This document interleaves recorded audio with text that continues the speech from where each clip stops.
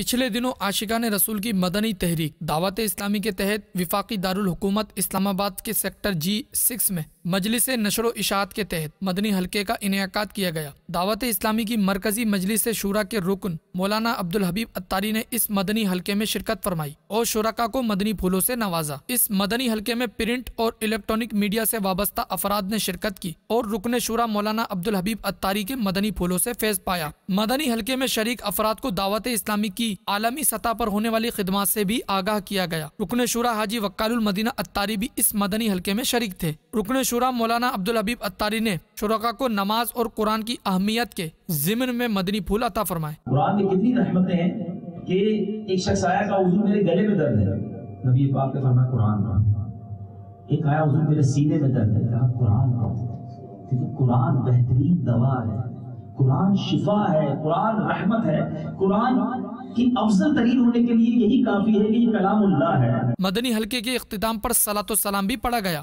جبکہ دعا کا سلسلہ بھی ہوا۔ مدنی حلقے میں شریک افراد نے رکن شورا سے ملاقات کی سعادت بھی پائی۔ پرنٹ و الیکٹرانک میڈیا سے وابستہ افراد نے مدنی چینل کو تاثرات بھی دیے۔ آج ماشاءاللہ ان کی محفل کو میں نے اٹینڈ کیا ہے، ریئلی ایک روحانی سکون ملا ہے۔